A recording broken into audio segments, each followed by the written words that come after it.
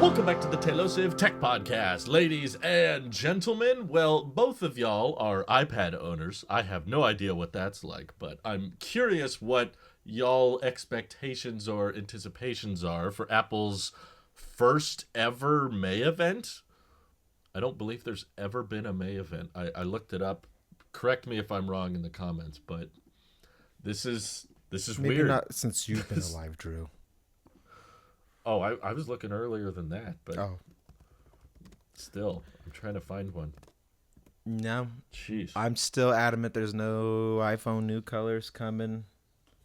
Okay. I don't know why they're doing an event. I think at this point they're just bragging that see, you can't predict us. That's how I'm summing all this up now. Like, we still got some tricks. You don't know our schedules. You don't know what the software looks like. Like, yeah. Okay, I know. Maybe. At least what I like to think is that this is just the right time to do it for them because this is when they got it done and they want to show it off as soon as they can. And it just so happened to land in May.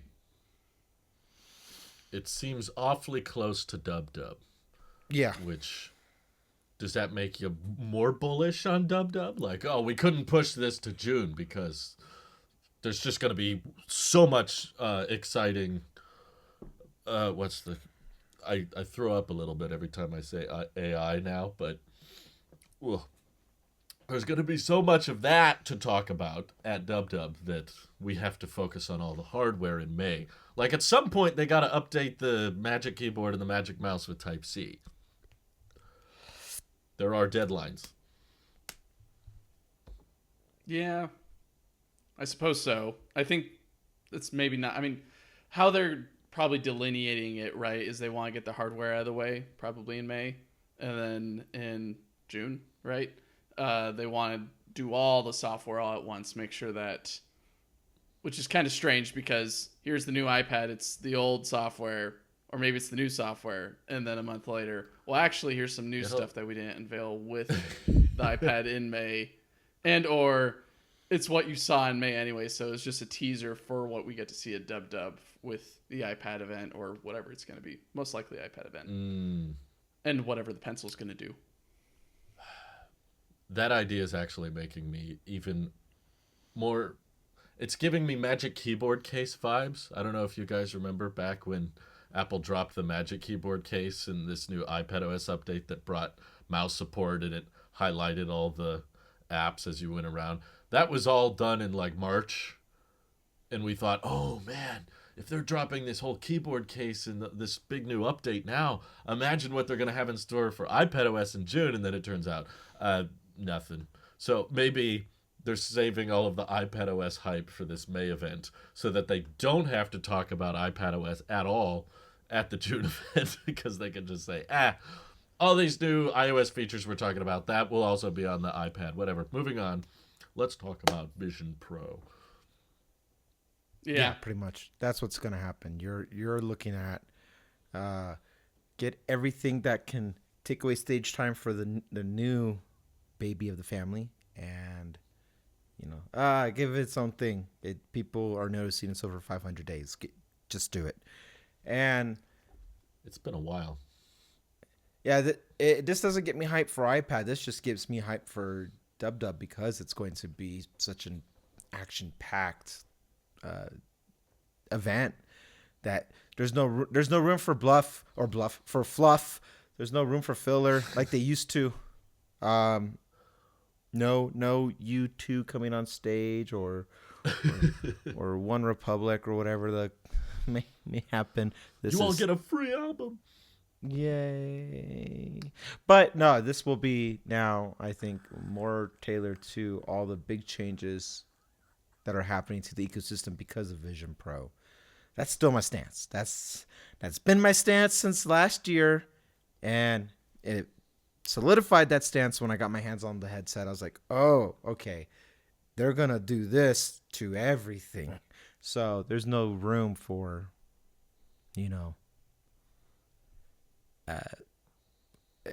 mini LED for the MacBook Air. I mean iPad Air. Right. If anything, and if say they do promotion as well to the air. That just kind of goes to show how moving on to the next thing that they're like, all right, just give it. We're not trying to like dangle the carrot in front of the athlete or whatever about trying to get them to like upgrade to the next and the next. They're like, just do it, so we can really focus on doing that to you guys with Vision Pro or Vision Air. Vision Air. Yeah, I don't know what the next one will be. Vision. That's it. That's Vision probably Ocean. Yeah. Vision River. It's just. We're just going to go the Fisker route of naming next. Oh no. On the topic follow of Fisker. Vision Pro, it was also reported on that the sales haven't been as promising as many would have thought. And not saying I told you guys so, but I'm pretty sure I called it in regards to people getting it to review it for 14 days and then return it. The headset? In which it seemed like the numbers were pretty high, but the return rate pretty much shows in terms of some of the reports that we're getting that they're not selling at the magnitude that they were hoping for, which doesn't really spell well for Vision Pro, at least as it currently stands. I never doubted that. That if anything, that I expect that, and Apple expects that because it's a first gen product that's $3,500. Fully subsidized. Fully subsidized. Like ain't nobody in their healthy, sane, right mind, unless they're getting a lack of oxygen to their brain, is just gonna keep it. I do not count these gun-ho, trigger-happy tech reviewers of any caliber or from tech websites. Like, those guys don't count, especially if like they get paid to do that stuff. It's their job to hold on to it. I don't care what people in our space do. I don't know a single non-techie who cares like that. They're interested. They've done the demos. I have a friend who went to go put on the demo, and he's like, this is great. Not spending $3,500 for that. And I was like, yeah, of course. So, yeah, I think Apple always knew that. It was expected, and who cares? You know? Well, for the longevity of the product, I think some people care. No, I mean, it's a Gen 1 product. No Gen 1 product is worth the hype or the darn for it. Not the first iPhone, not the first Apple Watch, not the first iPad. Literally no first gen product. The first AI pin. Jesus, none of that matters. Nobody. It's how you build upon that foundation. Sales are supposed to be kind of crappy, which is why it's kind of good in one sense too. The first iPhone was stupid expensive as well, you know. Even iPad. I remember Steve Jobs always going on stage for the follow up of it, and they'd be like, and now we're cutting it by $200, and it was always like a $200 slashed price, and boom, and all that. Like, a first gen product is just that. It's first gen. It's now let's see how lessons are learned.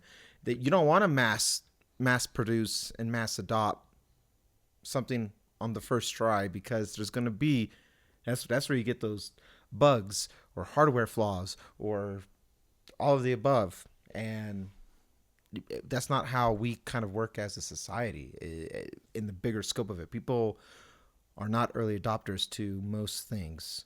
They just there's no data behind it. People still, to this day, even now with Facebook, people still doubt Oculus or MetaQuest now, whatever. They doubt that space. They're not buying the Mike, you're a perfect example. They're not buying the PlayStation, VR. Like, and I know all these gamer enthusiasts. It's best to wait for it to get cheaper, wait for more stuff to come to it, and then make it more convenient for me. You have to sell to me about how this is supposed to either replace something I already have or is supposed to fit along something I already use. Ain't nothing dethroning the iPhone or smartphones as a whole. That we've already covered that. That's just not going to happen. And I think Apple knows that. It has to be another iPad in that sense. How are we going to, make it coexist with something? And there will be those, circumstances where it works. But Yeah. First sell of something doesn't dictate how the product's going to do. Possibly. I feel like there is some inclination there for how you can understand what what the community responds with in terms of what you're offering as a product, especially with a VR AR system.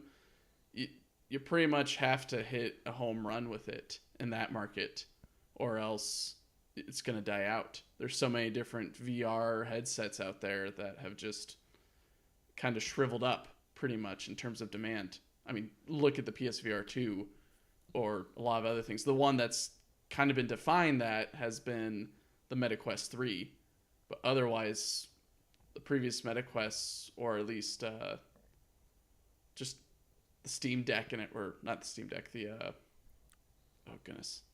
VR from Valve, they just haven't seen great results compared to like a Steam Deck, where it's not a VR system, it's a little portable gaming device, and that thing has sold like hotcakes. And so something that worries me, at least in this, is I get that you have to iterate on it to make it a bit better, but you can't just rely on people buying your third one when you still need to sell the second one. And so something needs to come along, at least in the second version of Vision Pro, or at least whatever they bring about in Dub for the Vision Pro, for it to become a little bit more appealing of a product again, or else it's just going to follow many of the VRs like the PSVR 2 and just not take off. It's just going to keep on rolling on the runway until it gets off the runway and into the grass. And that's not something I really want to see, but if they don't get the act together, it's concerning.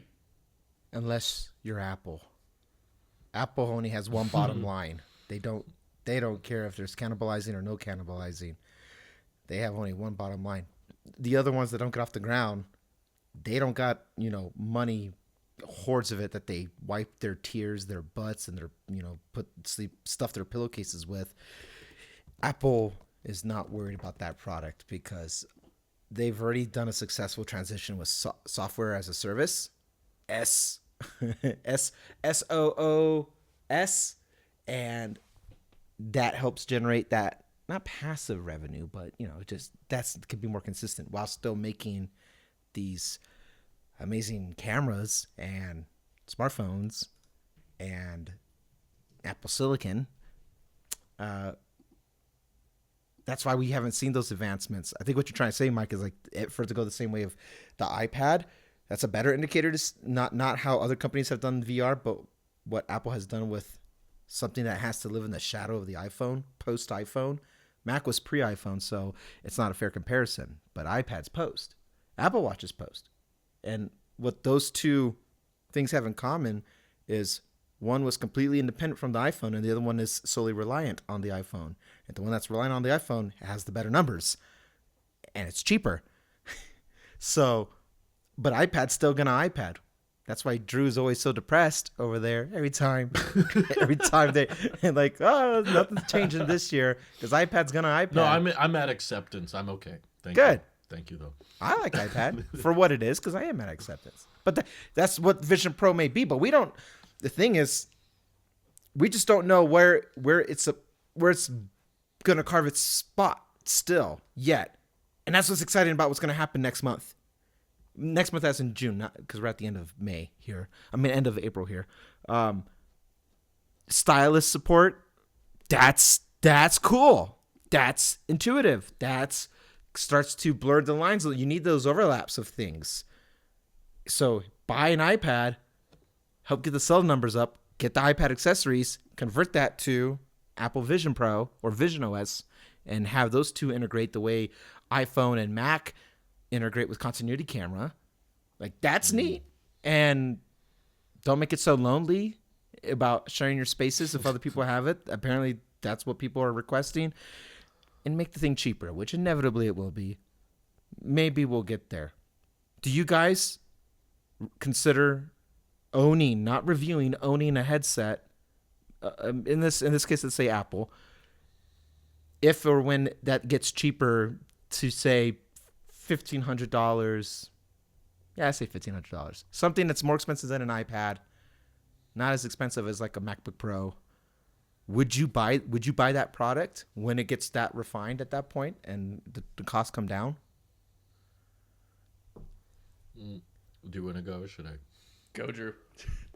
I just want to reiterate before moving on to the second question that if we're basing the rumors about Apple slashing production, that's a report from Ming-Chi Kuo. Kuo also said that the return rate was pretty low for the Vision Pro simultaneously. So Really? we don't know for sure. Apple doesn't disclose all this publicly. We're basing it off of, industry analysts and stuff. But yeah, the big report was talking about how the expected production is now closer to 400,000 for the year instead of 700,000. Relative to other major Apple products, this is still incredibly low volume. Like, I think they knew going into it, $3,500. Of course, that's not going to sell very well. That's why it was restricted to just the US. They didn't have any plans to ship it anywhere else because I don't even think they had the supply chain in place to mass produce micro OLED displays. They're still very new tech, very class leading in regards to the new silicon and all the technology going into it. So I still view the first generation as very much like a mass production exercise for the company. I agree with what some of those other headset reviewers were saying, that this is kind of like a dev kit that they decided to sell to the public. It's meant to like lay the groundwork, and I think similar to the first gen Apple Watch, which was very slow, missing a bunch of stuff that a lot of people didn't like, or similar to the first gen iPad, iPhone, it helps you figure out exactly what to prioritize, because there's all kinds of things Apple could prioritize with Vision Pro. But when you release it and let the masses have at it and complain about it or say, this ain't worth it or whatever, Marquez, don't kill the company, please. But as long as you Marquez get that just feedback, killed Disney today. I feel like he boosted their stock today. I'm okay with that. What company should he kill? Let's talk about that. No, but the headset, like, the public will help you figure out what to focus on for the next gen. And be like, okay, they really want more of this, they want less of this, and we need it to be better at this, that, and the other thing, which kind of ties into your question about $1,500. Personally, I think the price is not honestly the problem, at least for me. It's a problem. But the bigger problem that I'm even seeing on Twitter to the people who did decide to keep their Vision Pro is that they're having a hard time justifying using it. Like, it had its wow factor when they first got it. Like, oh, this is new, look at what I can do now. But then once the clicks are gone and no one's really, watching content about it as much anymore, then it just becomes like, well, what do I use this for? Why not just use a TV? Why not just use my phone? What does this do better? And especially when it's another thing to charge and it's another weight on your face, it's like, to me, it's more of a product problem. So the answer lies in what is fixed, what is addressed. For me, it's like, if you can integrate the battery like Meta did with the Quest 3, that's a huge help with the weight savings and making it feel a lot more futuristic, just because I'm in a AirPods wireless world now. So I'm kind of, I don't want to go back to the day where we have to have a cable going up here to our pocket again, and another big brick and my phone in my pocket. It's like, ugh. Okay, so if I can integrate the battery, make it a lot lighter weight. Yeah, no one. I don't think Steve would like that either, honestly. But yeah. I know it's not his Apple anymore. That's not the point. But I do think, for me, it's like weight, battery life, and making it more travel friendly or a bit more durable. I would just be worried if I was running around trying to use that thing in my day-to-day life. It's like that thing scratched at a level 3 or whatever. It was not a very durable thing. Oof. And if you expect it to be a wearable like an Apple Watch, people want their wearables to be somewhat rigid and somewhat I was very abusive to my Apple Watch. I was very hard on it, and it held up great. So I expect similar amounts of durability for something that's either going to be around my neck or strapped to my face. And I could justify the 3,000. I think if it honestly replaces a bunch of the screens in your life, if it can be your external monitor, it can be your TV, and it can kind of fill the void of the iPad in a way, because the iPad is meant for like oh, I want a bigger screen or I want to draw. And there's already patents and stuff about, pairing the pencil with the headset, letting you draw on whatever size you want. I'm like, yeah, if it's combining all of those kind of products at once, 3,000 is not really that insane to me. Of course, 1,500 would be better, but I think it's a product problem more than a price problem. But what do you think, Mike? I'm pretty much in the same camp. I mean, I got a MetaQuest 3 to review and potentially keep. I had intentions of keeping it, but after playing with it for a couple days, just like the PSVR 2, said the PSVR 2 was a little bit quicker because the MetaQuest 3 had a lot more games to try out and a lot more experiences to be had. Sure. Even that, with its cheap price point at around 500 or 600, I think, after taxes, I still didn't find it worth it, even though it could do a lot more in terms of VR capability than the Vision Pro. So for Vision Pro to come down to 1,500, I still don't see a use case for myself unless, like you said, Drew, I think you nailed it, a lot more different capabilities and usages that incentivize at least putting my money down on it. But for a lot of my use cases that I've got right now, it just doesn't make sense to integrate that tech into my life unless there's something that's absolutely necessary to have for some reason. Whether it is, in the case of me being an engineer, being able to look at CAD files in a 3D environment, which it kind of does with like the F1 car, but that's just the F1 car and maybe a couple other models that they've added recently that I might not be aware of. Being able to review my own drawings in that space would be great. Being able to look at a scale of 1:1 or even half scale or quarter scale if you're working on something even larger or you need to fiddle with something smaller and have it kind of in front of your screen so that way you can pretty much manipulate it on the screen and have it on the Vision Pro interface so that way it's updating in live time. I think that'd be really neat. But make me pretty much, sell me on the reason why I need to buy that. Sell me on this pencil. Why should I buy this pencil? Pretty much. Sell me on this Apple Pencil. In which I'm not even using. Sell me this Apple Pencil. Well, it's light and white and good texture. Hey, you got a piece of paper? You got a phone number? 7th. Boom. Here's the pencil. There you Or go. however he did it. Yeah, I'm curious if you guys think, since we're talking kind of about the Quest a little bit here, do you think it's desperation or genius for Meta to go the open source route, now saying that the Horizon OS that's running on the Quest currently is now accessible to everybody? Like all third parties can develop their own headset now. I am so glad you're asking this. I was hoping we can talk about that because I do have thoughts on that. And as someone who does not like using Meta products, but uses it daily, I have a stance on it. Instagram. And you guys are like my counterbalance on that stuff. It is desperation, but in a genius way. The answer is yes to both. What a politician. I know. You running, Randy? Is this your year? I always said 2024. I'm far center, as Drew used to say. I'm far center. I love that. I'm very far center. My weakness is I care too much. I'm for good things and against bad things. Don't spit it out. Don't do it. There you go.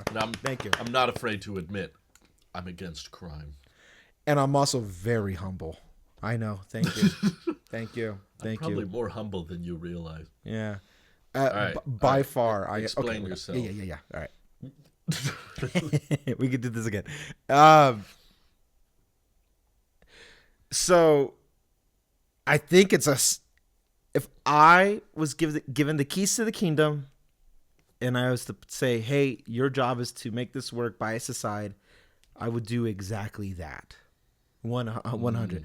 Actually, I think even the way they even approached it is even better than what I could have thought of. And this, I think old Zuck 2.0 said this when he was talking about Vision Pro when it was announced or launched. I think it was him. If not, I heard it somewhere where history has shown that when it came to mass market adoption, the fragmented approach, as we call it, the open source method, was always the wider accepted and easier to attain version over a closed ecosystem. The only exception was the iPhone. But man, was that exception like the lightning in a bottle, like that. Like, oh, no, Tim, not your turn. Let him cook right 30 now. 30 pin in a bottle. 30 pin in a bottle. But that was like flawless victory, in the words of Mortal Kombat. That made Apple, not that they were ever not profitable, but like one for one, $1 trillion company, most valuable company in the world, most brand recognition, and the biggest target on its back. You don't get there by accident. So that was genius for them at its time. And Apple's like, we're going to do it again. And I'm thinking, well, maybe, because they got money to like just throw at it. If they're committed to making that work, they will find a way to make that work. The way they found a way to make iPhone work, the way they found a way to make iPad work. We're crapping on iPad, but it's still by far the most popular tablet in the I almost said industry, in its space. So how do you combat that? You can't do your own closed system because it is kind of like one for one, apples to apples. And you don't want to do that. You need market like support. And what better way than to open source that stuff? I think it's going to work because Meta now, I mean, look at me. I'm using its freaking real name now. I don't even like saying Facebook anymore. Like, I think it's working. I'm using their name. I wonder what. That is a pretty good rebrand, I'll say. That was better than X. That was much better than the X. Yeah. Yeah. Hands down. If you were to rebrand the company, choose a, shorter but recognizable name. Don't make and it's their ticker symbol, right? That's their ticker symbol. Like the continuity of all its branding is actually kind of sick. I like what it's doing. I don't like the guy.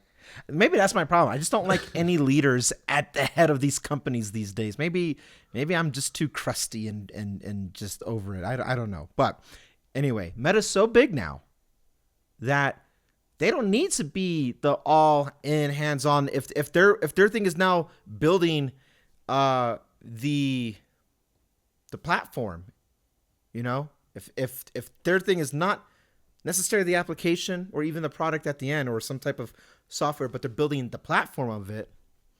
I mean, that's such a base level. You can reskin that and then custom, like the things that I like about when I think of Linux, when I think of let's even say Android for that matter. As buggy as those were, and time caught up and hardware caught up to help refine those softwares or operating systems, the reskinning part then gives it its own little flair, and you can have all these little subsection of these things that might work for you. I don't think it'll work for me, because to answer my own question about what I asked you, like what would it take, I'm still, after all the wow of the technological feats that came out, I'm still left with the same question I had leading up to WW last year, which is, what do I use you for? And guess what? For once, I'm the Drew. I was right. It's harder to I don't know. It's cool, 100%, but cool ain't it all the time. It's not enough. But when you you guys figure out, make it cool. now that's where Meta, I think, will get it right. So yeah. I think it's, God, I even think they might win in this theoretical battle of the minds for headset. I think Meta might have at the end of it, a better product for it because it's the most user-based built, made by users for users, you know? Like that's, I think they might win in that sense. Yeah, I think a good way to kind of frame this is looking at what is available in terms of VR spaces and which Meta's Horizon Worlds versus what usually a lot of people get into is VR chat. Where in VR chat, you've got a whole bunch of user-created worlds, spaces, things to do, roller coasters, Dungeons and Dragons type things, Ghostbusters, shoot 'em ups, and all that. Well, yeah. So it gets you somewhat immersed in it, but you're there with your friends. It's a nice virtual world. Where with Horizons, it feels very empty. There's not much to do.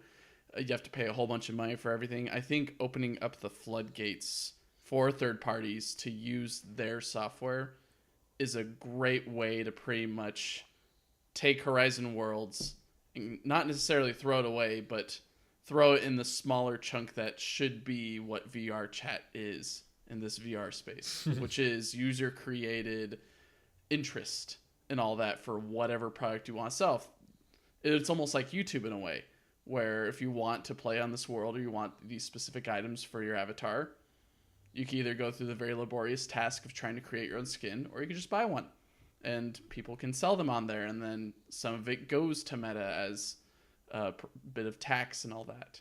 And so I think being able to open up their Horizon software, I believe, Horizon OS, to the masses only gives the users a lot more control. It's instead of being like an EV, it's more like a manual transmission vehicle where you get to choose what gear you're in at what time, which I think is the best way to go about it for VR, because trying to fit people into your puzzle doesn't help. It's letting them carve the puzzle, but you giving them the space to build that puzzle, pretty much. So I'm also in agreement, Randy, is that giving the keys over to the community is the best way to get their platform going and being a little bit more healthier and not being starved of attention and content, in which they try, but as we've seen, they don't necessarily succeed.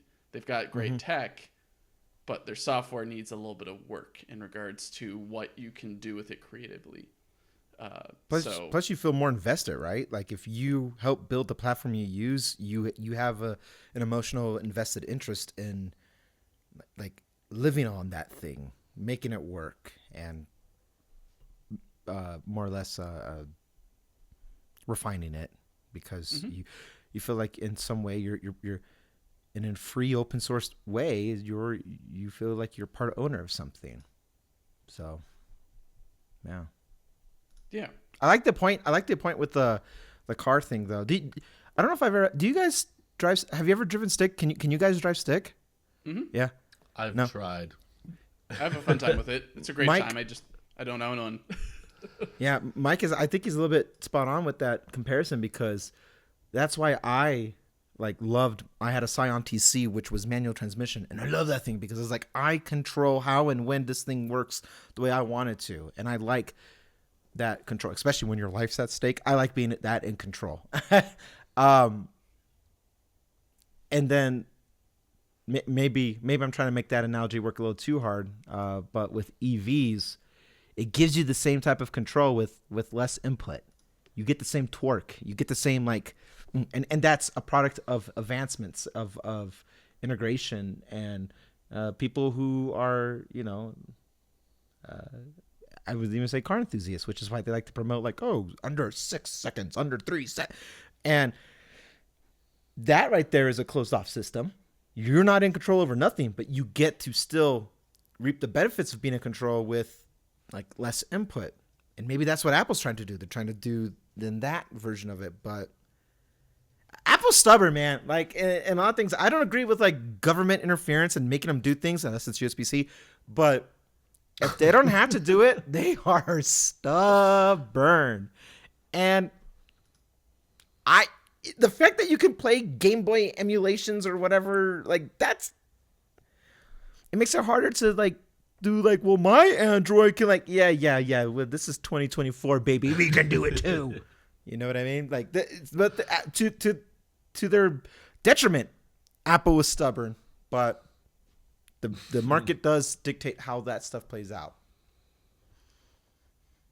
Yeah, that's funny you brought up the emulator thing because, I'm not a big gamer, so I didn't cover that. But I saw a lot of people were very excited about the fact that Apple finally unlocked that. That was a big one. They were against that for so long, since like day one. So it's weird to finally see them flip the switch on that. And I think this brute force of opening up the ecosystem and Apple being forced to make everything cross compatible and make sure there's no software advantages.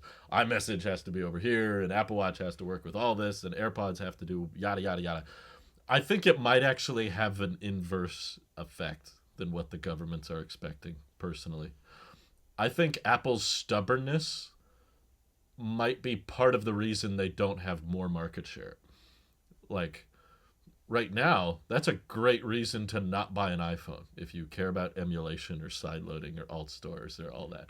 It's an iPhone's not for you. If you want to have more control over what's on your phone, then buy an Android. Now, if Apple eventually starts, okay, you can do all that on an iPhone now too. What do you think people are going to buy? Why would I buy an Android now? I guess hopefully the better specs, but I feel like that's usually not the biggest complaint people, especially now where all the megapixels and sensors and silicon is also equal across the board. Yeah. It's like you might unintentionally give Apple better market share by forcing them to be more open, which would be kind of hilarious. Like, you're a monopoly. We gotta stop restricting the Apple Watch to only work with iPhones. It needs to work with Android. Okay, we made it work with Android, and then Android watch sales. No, wait. Do it how I imagined it in my mind. You're doing the opposite of what it was. Stop it. Just give me. Stop. You're done. No. That's what it'll turn into. It's just a big fine. Just give me that money back. Yeah, Apple goes, the power of the sun in the palm of your hands. It just like Apple should be like, you're lucky we're so stubborn. Imagine if we weren't. And we had all the freedom of customizable software and the great hardware, which ties back into our meta argument that we were getting, or debate, or it wasn't a really discussion. We're all agreement. Discussion, thank you. The term was like, Meta, I think, was smart to open up their OS because they were losing money on their own hardware. They were not profitable on that. And they were probably smart, in my opinion, to not pick a fight with Apple over who has the better hardware. Because they probably knew they'd lose if it just comes down to a street fight between the Apple engineering team and the Meta engineering team. One does have Meta's glass. like, well... Meta's like, we can be cheaper because we can lose money on the hardware because our shareholders are fine with that because all of our money comes through ad revenue. Apple, no, we need to have our margins. Like, don't touch our margins. It doesn't matter how low volume the product will be. It doesn't matter how many HomePods got stocked up in warehouses. That thing's $300. Take it or leave it. We'd rather let it sit in storage for years than sell it at a loss. That's kind of Apple's game. So Meta was probably wise with that foresight to be like, okay, I mean, they're smart. They have to know that Apple's working on a cheaper headset eventually. It's probably not coming soon, but eventually there will be a non-pro Apple Vision. It'll have decent silicon and decent cameras and all that. But Meta was like, okay, how did all these other companies win out or beat Apple when Apple had the best hardware in the town? They played fair with everybody else. That was the Microsoft approach that took off with Windows, and that was the Android approach with Google. And I think they are very much setting themselves up. In a way, I think opening up their OS kind of will put a back burner for a lot of their own hardware. Especially when they lose so much money on their own headsets. It's like, do we need to come up with a Quest, or do we just need to find our Samsung Galaxy? Like, the best Android phones are not from Google, even though Google owns Android, or the best-selling Android phones, I should say. So maybe the best-selling headset in a few years is going to be from a really solid hardware company, like a Samsung, perhaps. Imagine it's Apple. That would be What they random twist. if Apple was like, "Thank you." Meta's like, Either way, they win. "Wait." Yeah, I don't think Apple would ever do it, but they might not have a choice anymore. The government might have to tell them what to do. Yeah, that's They not just our look at this. Apple anymore. That's just An Which Apple. headset are you gonna make, Apple? And they look at the A EU. Red Delicious. I don't know. You tell me. a What red am I allowed to delicious. do? Yeah. We're What going can I to do? now make this product even more immersive. I don't know. Can I do that? Should I do that? We're joking, but Competitors that's make it more immersive. that's literally I don't know. why I Then don't no. like government intervention, because of that hesitation. Government intervention then can stifle innovation, because governments are not innovative. They're boring and they're slow and they're everything that is the antithesis of innovation. You can't innovation involves taking risks, gambles, breaking things that you don't want a government to do, which is why I don't want them in the free market. They shouldn't. It's not a free market anymore. It's their market. So, yeah. There you go. I think it comes down to size mostly. Well, for the most part, I agree with you. I also just think there's so many other bigger problems that the government could be spending time on other than this. I don't think this is critical to our society functioning properly. It's there's other things you should probably be worried about. But when something starts selling on the realm of we have 1 billion, or I think Apple said they have 2 billion active Apple IDs now. And when you have that kind of scale, it's when a government gets probably nervous about one company, even if the company is well intended, just having so much control over, other businesses, or if someone wants to launch an app or something, Apple can just say, no, you cannot. And they're like, hey, who are you to decide? So it's an interesting dilemma that we're going to be watching unfold. But I agree with you. It's definitely far more boring. It's far more interesting to just watch companies try to make better products and services that are outcompete in other companies. Mm-hmm. But when the government has to come in and just say okay, we're going to tell you what you can and can't do, and we just have to wait around to see what the government decides a tech company can do. Yeah, that's hard to get excited for. I guess it's exciting when they do something you like, hey, USB-C, that's something I wanted all along. Or, hey, I really wanted emulators on the iPhone. Well, now we have an emulator on the iPhone. So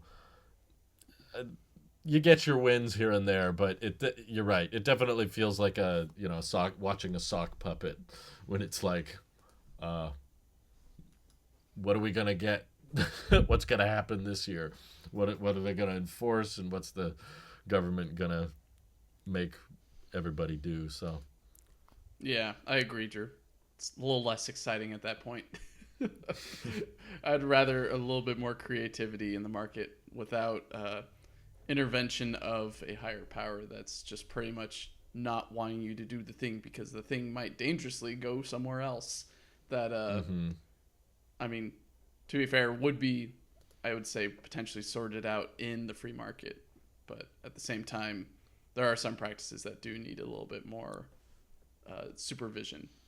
But in the case of just the onslaught of direction from the EU on Apple, I think we covered this in the last episode, the episode before, is just still a bit concerning, worrying, and slightly boring for any news that comes out of it. But that's partly Apple's fault too, because it's you're not doing anything that interesting either. The fact that I want to say 50 or 60% of Apple news stories these days just feel like another mandate, another government enforcement thing or another lawsuit, and it's well, this wouldn't be the talk of the town if Apple were doing something a bit more captivating. But yeah, I'm kind of already feeling at least what we're most excited about or hopeful for at WW is like we want to see some more plans to make Vision OS a bit more practical or a bit more exciting. Of like, ooh, where is this whole spatial computing direction going to go? What's Apple's response? But I sadly still think Vision OS is probably going to be put on the back burner so they can talk about AI. I mean, just today we're hearing again Apple's in talks with OpenAI. Sorry, it's still. I need Apple to Johnny Ive this crap. I don't know. What's the term? Like, Apple's usually good at coming up with, here's a feature you didn't know you wanted. Because I just keep watching a bunch of... I've really tried to understand the Rabbit R1 in the AI pin and the Grok. I have Grok. I've tried to use it. And I'm just like, I don't constantly ask the internet questions all the time, and yet people are still amazed when a chatbot is somehow able to articulate a somewhat fluent sentence, and that like blows them away. Like, whoa, I knew the answer. It's like, that's not something that applies to my daily life as much as watching Apple announce something like AirPods, where it's like, okay, now there's not a wire. You can just put these in and there's a seamless connection between your phone and that. Here's a MacBook with a battery that lasts all day. And I'm like, oh, I can use that. Or even last year with the Mac OS, like put the background behind you and it masks you out. I was like, oh, that's really cool. I can see how to utilize that. And I just now don't I use have it. that feeling. Now it's a great feature. I love how simple it is. It works well, and it applies to my daily life. And I'm happy for those who maybe you're in software engineering or you do something that the Chat GPT, large language model, large action model, whatever they are, helps you in some practical way. I just haven't found that yet. And I'm hoping that Apple has come up with some kind of generative AI feature that I go, oh, that's really useful. I'm going to use that all the time. But I'm struggling to think of something. Maybe they've thought of something I haven't. I don't know. But I think I'm not hopeful. you're proving my point about my gripe with AI and all these little buzzwords. Like, it's just a fad. It's one more fad. Yeah, we've talked about it so much. I know. So don't try to find reasoning and logic where it doesn't exist. People are just. This is an extended version of CES showing off concepts. That's what all this is, and it's concepts people shouldn't be buying. But that technology can be cool. $200 is a lot cheaper than $700. Yeah, that's all I'm saying. But you know what I mean? Like, it's a $200 mistake. It is slightly silly. I didn't realize how big the R1 was. And then someone kind of put it pretty well, like a picture's worth 1,000 words, is they had the Rabbit R1, an iPhone, and then the Humane AI pin on top of it. And they said, this is what the future looks like, holding these in my pocket. And I forget who tweeted that out or whatever, but I thought I saw that. It was slightly entertaining. And I thought, yeah, I guess so. The Rabbit R1 is a bit bigger. I thought it was more on the same regime of the Humane AI pin, where pretty much it's kind of on your person and it does all that stuff, but instead you're kind of holding it around like almost a Nintendo DS or a Game Boy Micro, pretty much, and you're just kind of showing it something, which it being able to see something and immediately describe what's going on is pretty cool. Like, oh, it's a long-haired chihuahua, or here's a giant text paragraph that is kind of hard to read, but the Rabbit R1 can read it. I think that's pretty cool for those that have trouble either reading for linguistic reasons or just can't see like for physical reasons. The GPT app can do that, can't it? It can look at an image and describe it using your phone's camera. Yeah, I mean, there's a GPT app. I assume that you can grant it camera access. But my problem is these are all software features, but you have to access them all through this hardware. And I'm like, there's nothing proprietary or exclusive about this hardware. Like, they don't have some kind of secret neural net chip in that thing that no one else has access to. Like, all of this is so easily, especially when much of its future promises are baked on, oh, well, through software it'll get better. And it's like, well, My phone has an infinitely better camera, way longer battery life, way better display, probably a much faster chip with more neural cores. And I'm sure whether it be Apple or Google, they're working on how to implement all this same stuff. It just feels like Humane and Rabbit are trying to move inventory as fast as they can before Google I/O and before DubDub, so that you already expire your return window and then go, oh, I guess the Google Assistant can do all that now. Anyway. Yeah. I do like the design of both of them, though. It's very neat designs that would not exist without the idea of some business venture that is capitalizing on this neural net, large language model event horizon that is here and that we're dealing with right now. So I would say being able to make it a lot more worth it is something that I'm keeping an eye on for those products, especially with something like what the Teenage Engineering produces, because that's some pretty cool design of retro, toyish looks. I like that look just because I grew up in the 90s and early aughts. But It looks like a Pokédex. it's pretty cool. Yeah, it is pretty much a futuristic Pokédex. You're right. Or like futuristic Pokédex mixed with like the Nickelodeon orange. But something With none of the backlash of Dan Schneider. My feet are going to be fine. I'm good.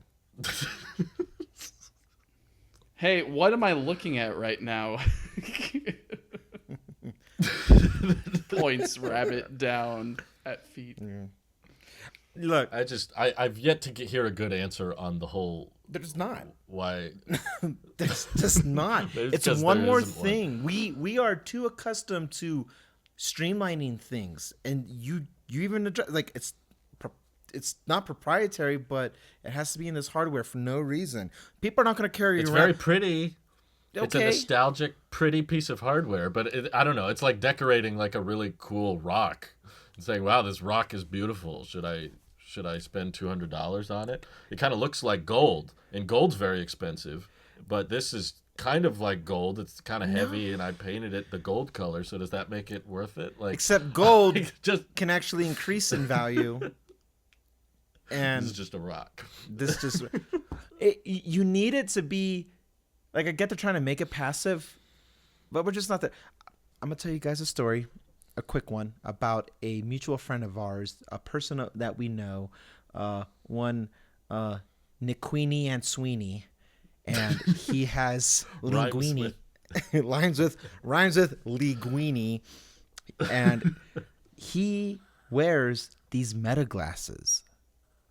The with the little, yeah. I don't know if I see him like the photos you see.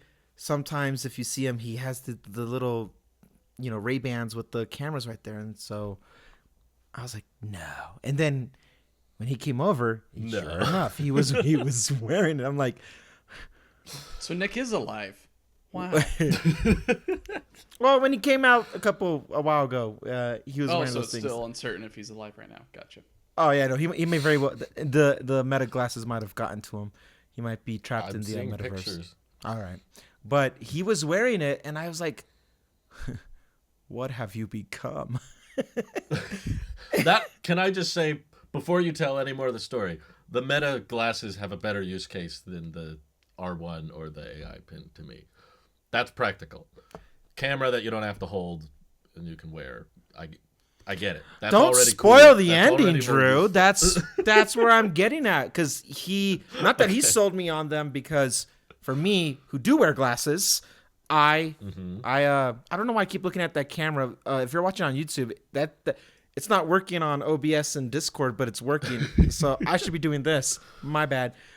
And plus, I can see you guys. This is what happens when you try to. You guys always try to improve your cameras, and then it just This falls is apart. seeming very similar to a certain linguini person that you just mentioned.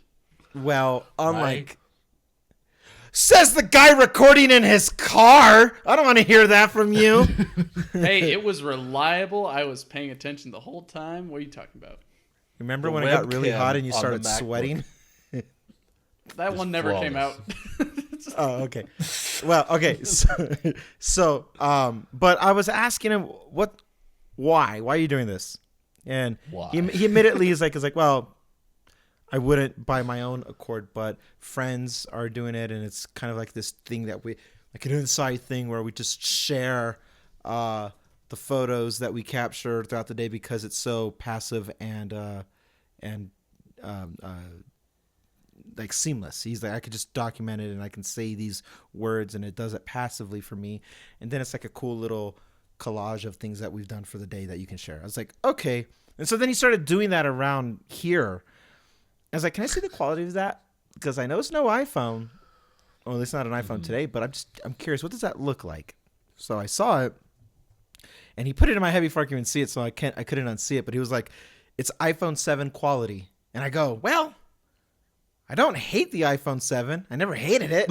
So I guess there's that. And I know what he meant by that. It's imagine what your iPhone does today, but then strip the part where it does that post-processing to, beautify yourself. There's like no dynamic range, basically. Yeah, but it got the job done for what you wanted to do, given its like aspect ratio and its angles. So I saw that and I go, like okay, a picture. Yeah. So then and it goes straight to his photo album on like he goes, hey, take this photo, record a video, and it has its limitations. It doesn't go long or anything like that, but it does what it needs to do for its moment. And my thought were the moral of the story is that he doesn't wear glasses.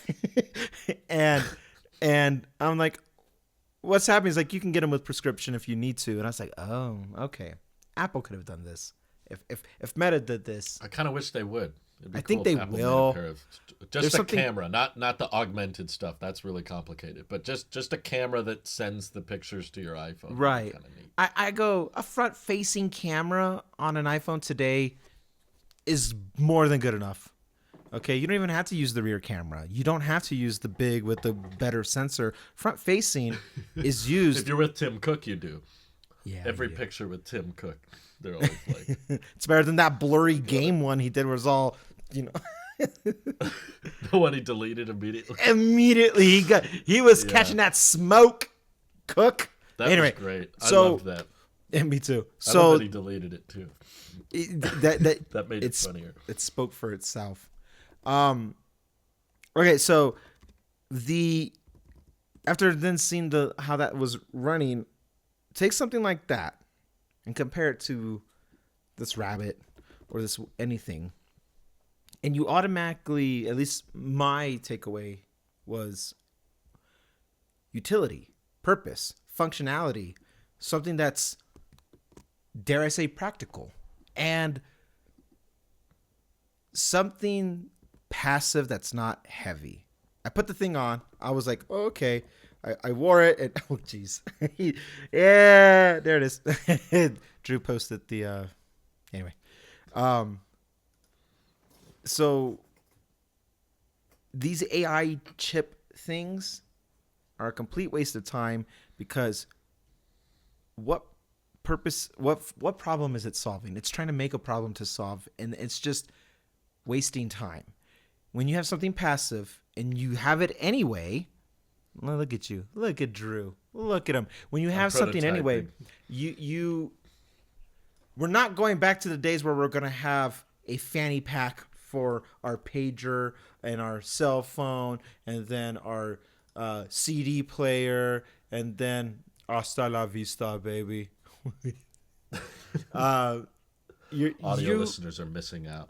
You guys are missing out. Drew found the problem that Apple won't fix. The iPhone. The eyesight. Wait, they already have that name though. Anyway. So something as passive and not heavy or intrusive as glasses is just as practical as like an Apple Watch if you just wanted to like take quick notifications or get quick snapshot of like weather or whatever the case may be. Like all that stuff makes more sense than playing this heavy chunky thing that's probably going to get hot and warm up your nipple and then it's going to fall off your shirt anyway. And it's just like it doesn't fix anything. You're just trying to show off and flex. And if the iPhone can do it, if a smartphone can do it better, quicker, and more efficiently with its own ecosystem, regardless of what system you're using, none of this stuff is going to take off. There's no logic. There's no purpose in these AI things because they are. I think they're auditioning. If I'm being honest, I think they're trying to get bought out by somebody. I swear. I think these are all just public auditions. So then Meta, Google, Samsung, or Apple, somebody's going to come in and be like, "We'll take that." And I think that's what this is like. How can I get enough attention on me? So if we can do some type of acquisition, not a merger, just a straight up buyout. People, remember the rabbit pen thing? All of a sudden, Apple sees something that we don't, and then we're going to talk about that for a couple of weeks, and then somehow that's going to be integrated into Vision Pro. I think they're auditioning because as standalone products, these things freaking suck. There. Yeah. The delineation that I'm trying to figure out in my brain is what are we asking for as a revolutionary product? An accessory or a standalone device? And it seems like right now, with how good smartphones are, dependent accessories are pretty much the way to go because you could just offload a lot of the processing or the storage onto that brick in your pocket. Where for something that's more standalone, it's a little bit tougher because all the reliance is on that device, and if you're trying to make it as minimal as possible, you're going to be sacrificing a lot of different features, such as just being able to look at a screen or even try to interface with it with your hands or fingers or anything else as easily. So finding that fine line between what's utility focused for you and your life and your use cases and what's just a little bit more aesthetic is, I think, what a lot of companies are struggling with, where right now the glasses are an interesting way of going about a accessory that can Bluetooth with your phone, and you can play music through them, you can take some photos with it, but in terms of being able to store a whole bunch of photos on it or have a long battery life, it's a little bit restrictive with our tech right now. So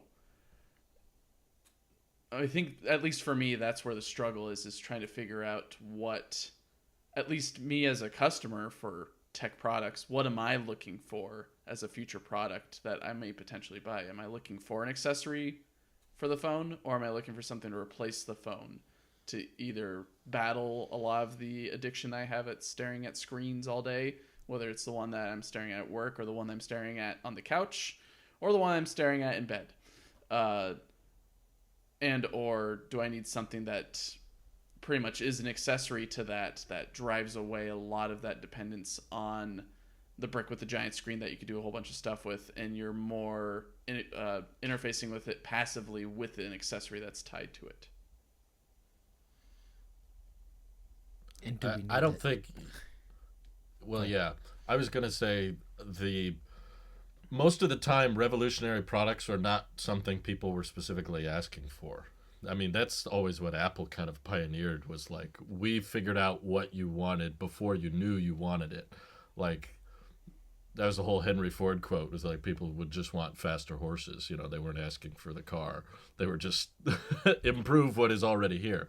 It's not like there were a bunch of people saying, I wish someone would combine my camera with my phone, with my checkbook, with my flashlight. I wish they would combine all those. No, we had all those things separately. The reason the smartphone did so well was because companies figured out, hey, did you know we could implement this, and now the cameras on board the phone's getting really good, and now we can put your boarding passes in there and your wallets in there, and now you can check your email. Now you don't even need a point and shoot, because it's like, it's on the company to win you over. It's not necessarily the consumer that's going out, what's the next most revolutionary thing I can buy? It's like, most of the time the consumer will just keep using what they got, or they will look for a slightly better version of what they already have. It's difficult to like win them over onto, you should change fundamentally the way you use this product. I do think it's wise and smart for you to look for ways to reduce your screen time, but I don't think a purchase is the solution. I don't think there's anything you can go out and buy that will suddenly reduce your dependence or addiction to the screen. I don't know. Rocket Money keeps on advertising that to me, Drew. Do I want to track my subscriptions? get this subscription to Yes. track your subscriptions, in which then you have to manually input all your subscriptions into it to track your subscriptions. That's Sounds what like all. I mean, the that's what approach. the AI pin is. At least it's a hardware version of Rocket Money. Buy something that's the price of a phone to get you to stop using your phone. Whereas the Rabbit R1, I'm convinced is just a really bad phone. It's just like it's a little brick that you put in your pocket that you got to charge, that you can put a SIM card in if you want. But ultimately, there's a screen, there's a speaker, there's a button to talk to it, there's a little bit of touch, but there's a bunch of stuff, it sounds like, that they don't let you use the touchscreen for because they want you to use the little dial. I've already heard complaints about the dial. It's like, this is just a really funky, goofy phone. They're calling it's not a phone, it's something else. But it's definitely not like a phone replacement anywhere close to that, in my opinion. But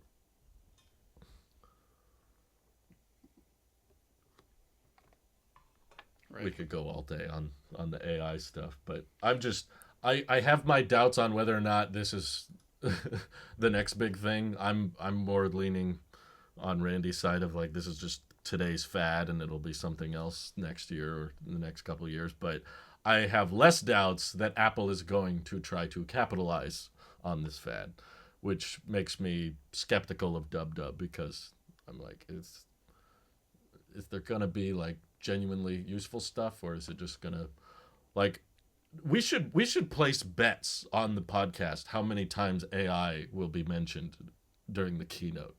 0. They Really? will. I disagree. They will call it something else. They have to. That's what They they already do. They already did that last they year. called it something else and then they changed it to AI. Remember when the MacBook Air M3 came out? They were like, "This is the best laptop for AI," even though they used to call it, neural net training or machine learning. Yeah, Now that they neural started net calling- something. I think they'll say AI because they know that means investor money.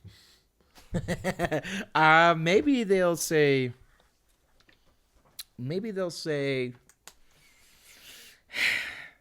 Maybe they will say AI, but I feel like they'll, instead of saying things, they're a company, especially during keynote time. They're not gonna say much. They're just gonna show you, and you're gonna connect it. You're gonna say AI, and they'll be like, and they're not gonna correct you. They'll be like, all right, and that's what it is.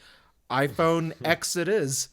Like they're not gonna correct you on it. It will be all the what we're calling as AI. I think Apple will make it purposeful because that's what they're really good at. The overlay Usually. thing for screen share, genius. The way that you even want to do like a desk view, genius. About like, whoa, never even thought you could do that. The way you can lift subjects from photos, or even readjust that. focus in post now. Those are all. They said 5G 60 times during the iPhone 12. I'm guessing event. about 30 Just- times for the name dropping of Okay. AI. For the So you're saying half as many times I think as they so. said 5G. No, Okay. no. I'll say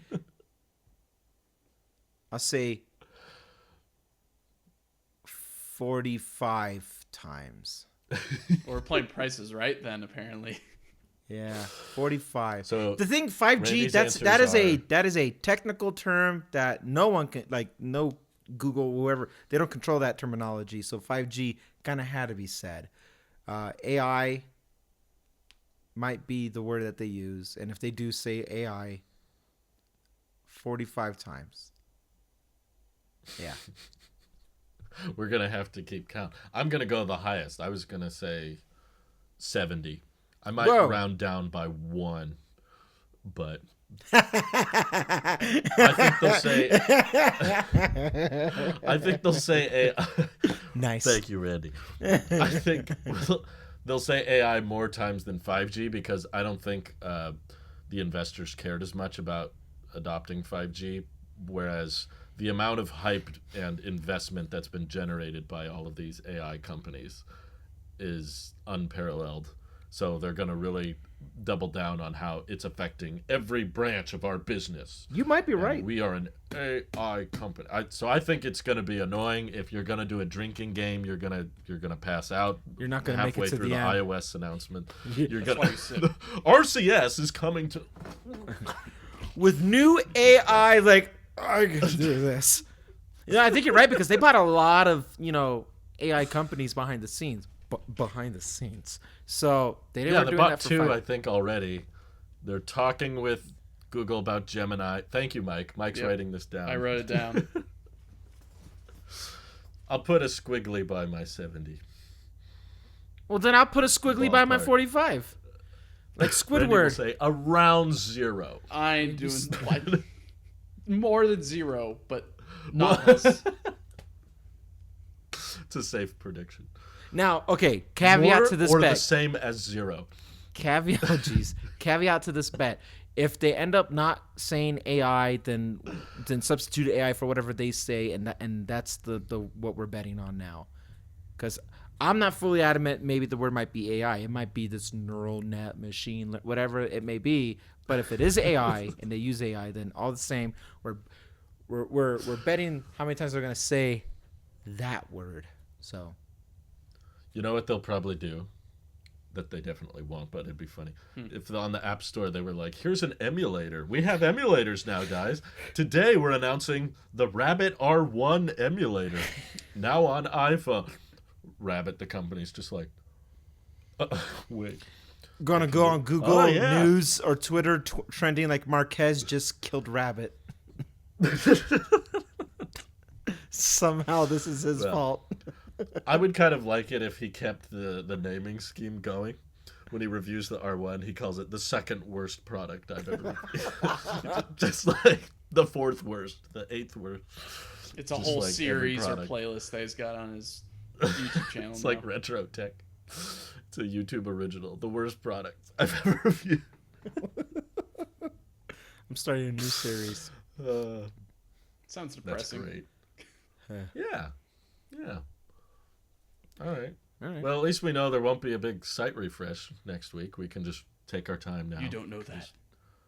Dude, That's true. I'm gonna be really mad if come Monday, Tuesday, at the very end of April, they do a site refresh with new iPhone color. Somebody's catching my hands. I don't know who yet. I'm gonna go find somebody in the street and I'm just gonna throw them at them. I'm gonna get them with so many lefts. They're gonna beg me for a right. I'm gonna be so mad. Yeah. What's your problem, sir? There's a red iPhone 15 now. And now I have to buy it. Well, luckily they shouldn't do a green, right? Then you'd really have to buy it. Dude. Yeah. And Nah, it's too dark a color. They wouldn't do it. Yeah, we already have a green iPhone for this lineup. No, but an actual Very, very light green.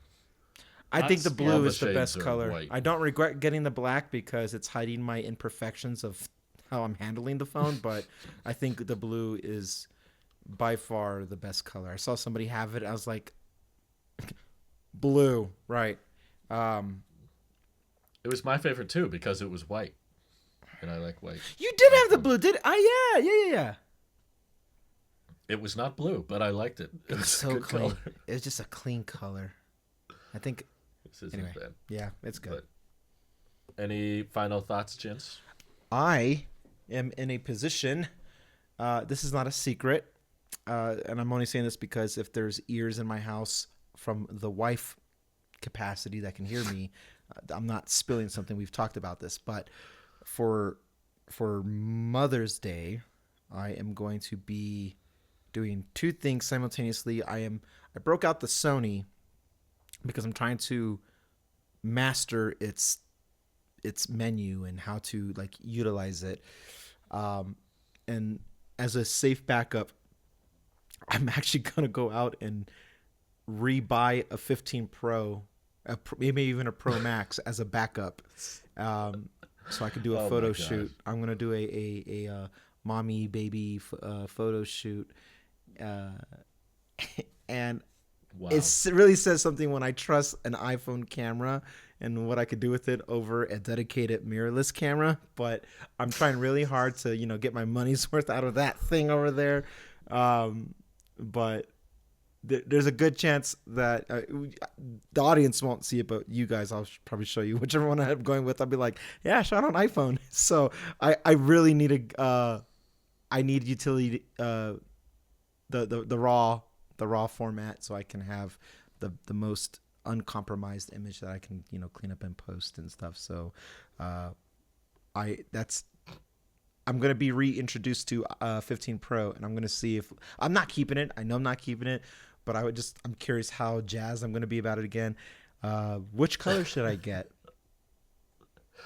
The new red that's launching on Monday. Don't. I won't return the phone. Wow. That's hilarious. Well, I guess assuming that's not the color, though, what color should I get? Both of you. I have to look at the colors again and reacquaint myself with them. Black, Isn't there a blue. purple? Or am I thinking about 14? That's 14. That was replaced with a Pacific blue that's not Pacific blue. Wait, are you getting a Pro? Mm-hmm. Yeah, I'm gonna get a Pro Max. Okay. I'd say I saw someone with a natural titanium the other day, and it was better than I remember it being. I already reviewed natural titanium. Get blue. Oh, Get the blue. It the looks dark cool. colors are just so fingerprinty, though. Aren't they? Yeah. So it's safe. I probably He's not shouldn't. gonna I have it won't long. do black because I already have a black iPhone 15. I already did natural titanium, so I can do silver, blue, or. Natural. There's only 4 colors. Oh, I thought there was 5. Yeah. Nope. Well, Not Right what I now can see there's on here. 4. The red's coming. If there's red, I'm grabbing that sucker just in the nick of time, and don't judge me if I end Oh, up you're keeping judged already. You're judged already. This is too cool. The Have ye judgment no game is shame, long gone. sir. Yeah, we backtrack Just get the everything blue we for say the now. B-roll. Take a bunch of B-roll. B-roll shots of the blue titanium because I haven't got much of that, so I could use it Yeah, maybe. I for my own selfish Yeah. reasons. Well, mean my that's fine because final- I'm not gonna not benefit either way from what I'm using it for. So I mean, it doesn't hurt me to get it whatever color. The only difference is if there is a new color next week, Apple, don't you dare. But if there is, then I'm probably and it's red. I'm gonna grab that one, and it better be a dark red too. Oh, imagine that blue that's there, but now that crimson red. That's all I've ever Ultra wanted. red. That's all I've ever wanted.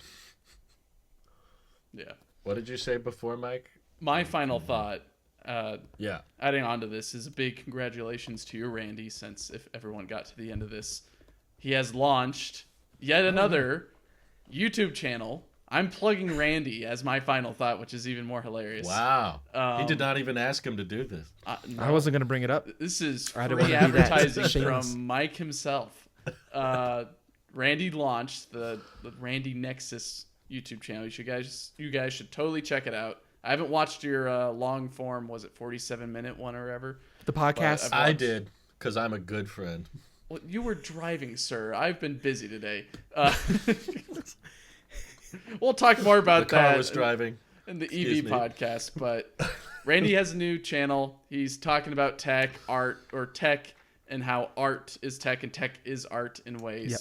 And And it encompasses a whole bunch of other stuff as well. I think his first couple of videos are bangers, and you guys should go take a listen or take a watch.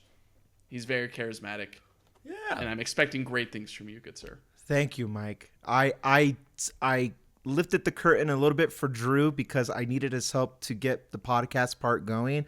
So I showed my hand a little prematurely for even. I wasn't. Drew's excitement got me so excited. I launched a little sooner than I was initially planning.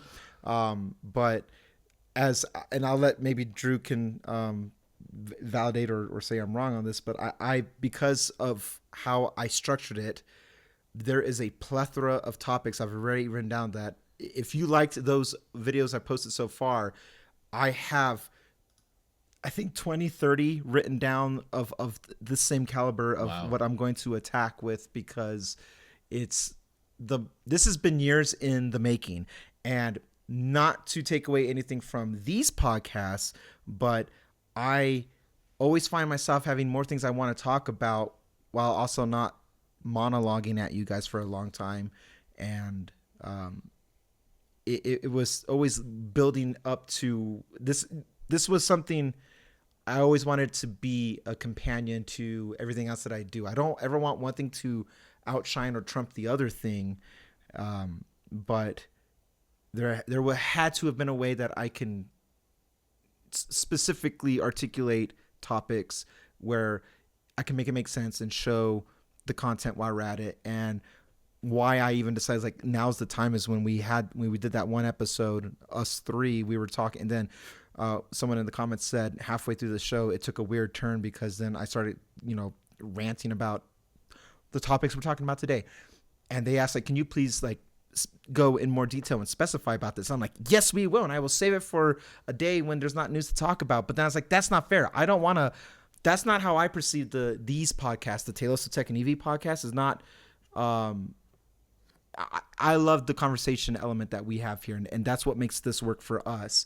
But what somebody was asking involved me having to do a dedicated video, and it just always felt weird putting it on my music, my artist page, because it's that felt forced, and I didn't have for the longest time a home to put these contents, and that is where that was the